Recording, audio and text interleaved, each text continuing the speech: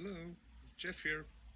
Another busy day, and kind of a test of my determination to keep this up.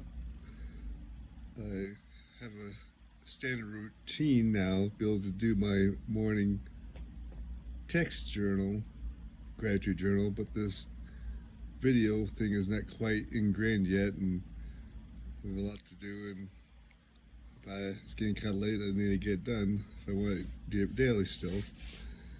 Anyway, this morning I was giving thanks for that Deborah can go up to Laura's in Ogden to be with little Rebecca while they took the older daughter Sarah in for tonsillitis. And I'm thankful for the modern medical technology to be able to help her out and relieve her the discomfort of her swollen tonsils there. And I was going through this morning the Book of Mormon reading of Captain Moroni now. We was taking the Tower of Liberty, which he rose up on a pole, presented to the various peoples throughout the land. And that sort of set me down a rabbit hole about covenants. It's all about covenants and maintaining them. He was proclaiming as he hoisted this pole. It says, "Behold, whoever will maintain this title upon the land, let them come forth in the strength of the Lord, enter into a covenant, that they will maintain their rights in their religion, that the Lord their God may bless them." Now I was looking at Jeremiah 34:18. We're talking about those who break covenants with the Lord are told that they will be made like the calf which was cut in two and passed between its parts. It was interesting, and that sort of witnessed the truth and verifiable accuracy of this precious Book of Mormon, where we see later how in response of the people to Moroni's title of liberty, we saw the people, see how it goes here.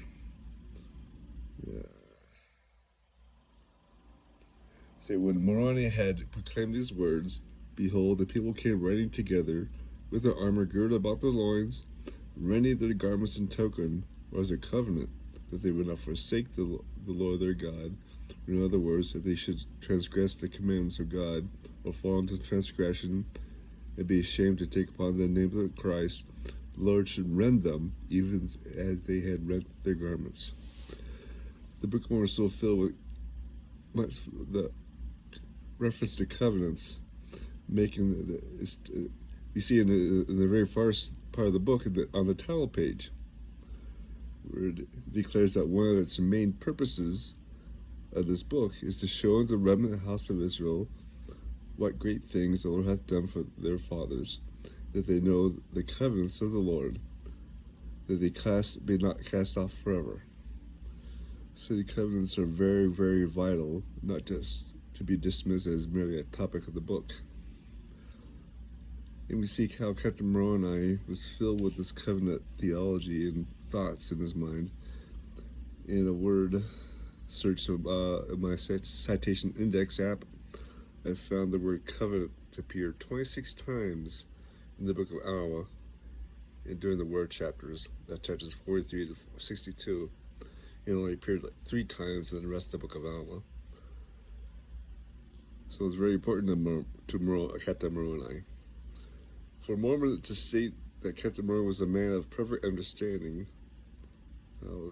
is declare that he has diligently studied and lived by the sacred word of God. They understood the consequences of not giving heed to the covenants which he held. And Moroni's very testimony to Zerahemnah earlier in that battle, when he demanding his surrender, verifies the view of Moroni in the covenant keeping or breaking. He was trying to get them to make a covenant oath with them about not coming to war against them. And we see in this waving, the title liberty is not an emotional flag waving event or fever. it's based upon necessity of keeping covenants with the Lord in order to be preserved in the land. I was thinking some rhymes of Hugh Niblett this morning, where he said, trading on one's garments while making a covenant follows a forgotten but very particular old Jewish rite. We see that when Moroni rallies the forces, is not to some mere political cause or fever, but to the cause of the covenants with God. It's rather deep stuff, and it's a rabbit hole, but I was taking much time on this little rabbit hole this morning. But out of covenants are sacred things. I was reading Elder Soares this morning, how he pleaded with us that we must give reverence to the sacred things, including our covenants, and how this fosters genuine gratitude, expands our true happiness, leads us our minds to revelation, and it brings greater joys to our lives. And I was looking at some of the things in Isaiah, saying how Moab was. And I see how the people of Moab, were descendants of the eldest son of Lehi, of Lot's eldest daughter, even though Moab was one of Judah's enemies, and Isaiah prophesies of his impending destruction. In my reading of Isaiah 15, he still has compassion and a tenderness of heart for Moab. And Isaiah describes how the Moabites flee the destruction, and they haul their wealth away with them, perhaps thinking their riches would help them, save them, but it did not, sadly. And as I entered section 89, the first section of this week's Come Follow Me, is we see in the historical context is the beginning of the school of the prophets, and it had become the upper floor of the Newell K. Whitney store in Kirtland, Ohio. And it was a rather small classroom, like 12 by 14 or something like that, and they had a lot of people in there. And according to Brigham Young, heavy tobacco use was the course of the day, in both in smoking and chewing among the members of the school. And this combined with Emma Smith's and others' complaints about the chewing tobacco juice on the floor, that led Joseph Smith to inquire of the Lord in regard to the use of tobacco and to the conduct of the elders' use of this tobacco. And in the first 3 verses says, a word of wisdom for the benefit of the council of high priests assembled in Kirtland and the church and all saints in Zion, to be sent greeting, not by commandment or constraint, but by revelation and the word of wisdom, showing forth the order and the will of God in the temporal salvation of all saints in the last days, given for a principle with promise, adapted to the capacity of the weak and the weakest of all saints, who are or can be called saints. And when Revelation was first published in 1835 in the Doctrine and Covenants, these 3 verses were printed as part of the italicized section of the introduction, not as part of the Revelation itself. It remained this way until 1875, when a new edition of the Doctrine and Covenants was produced under the direction of Brigham Young.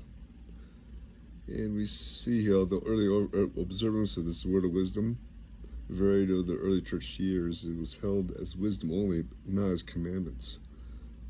But over time, it was elevated to levels of direction or expectation and a requirement to be able to enter the temple, which became an expectation.